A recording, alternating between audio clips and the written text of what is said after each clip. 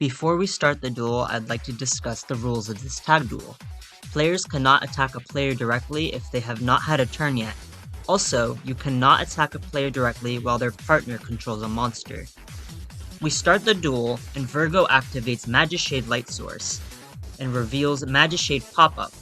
By revealing a Magishade monster, he can add a Magishade spell trap to his hand.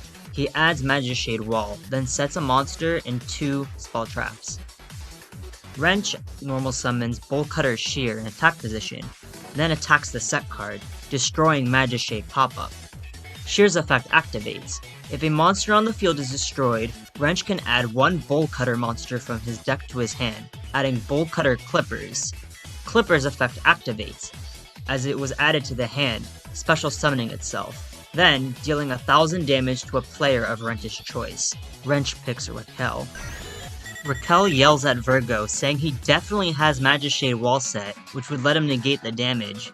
Virgo says that Raquel's been lippy with him ever since they got here, so a little burn won't help.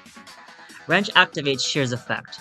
While there is a set card on the field, he can special summon 1 Bolt Cutter monster from his hand, special summoning Bolt Cutter Blade Ratchet Destroyer. Destroyer gains 400 attack for every other machine monster on the field. Ratchet attacks Virgo directly. Clipper goes to attack Virgo directly, but Virgo activates Flashbang. Because he took a direct attack, it becomes the end phase. Raquel activates Tribute to the Doomed, discarding a card to destroy a monster on the field. Wrench says that Destroyer is unaffected by the opponent's spell and traps, so she can't target it. Raquel decides to destroy Shear. Raquel then normal summons Contagion Flower Pot and activates her effect. If she is normal summoned, Raquel can special summon 1 Contagion from her graveyard, special summoning Contagion Cinderblock. She overlays both of her monsters to Xyz summon her ace monster, Contagion Decor Serena. Both of the tag duelists look in shock. Raquel states that while Cinderblock is material, Decor Serena gains 300 attack. Serena attacks and destroys Destroyer. Then, when Serena destroys a monster by battle, she can attach that monster to it as material. She enters her main phase 2 and equips Serena with Xyz Turret. Once per turn, Raquel can inflict 300 damage for each material equipped to Serena, dealing 900 damage to Wrench.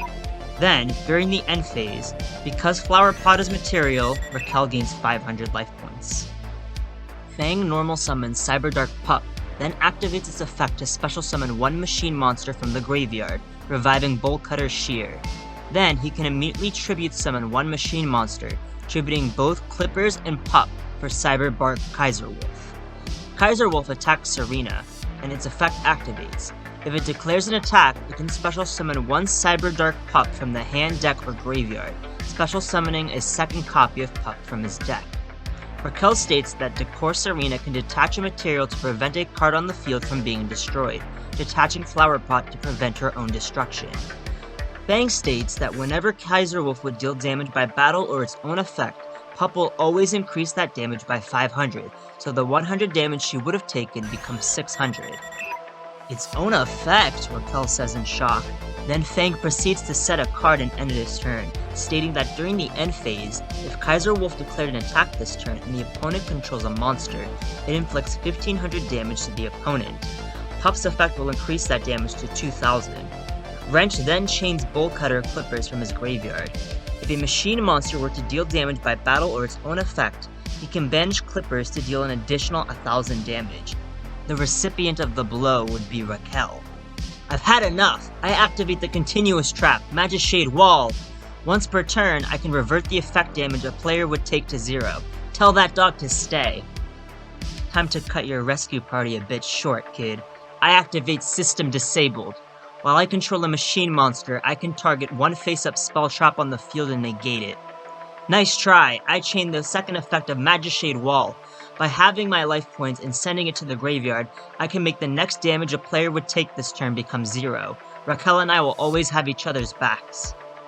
Kaiserwolf shoots a laser out towards Raquel and the Magishade Wall blocks it. Raquel looks over at Virgo and nods at him in appreciation.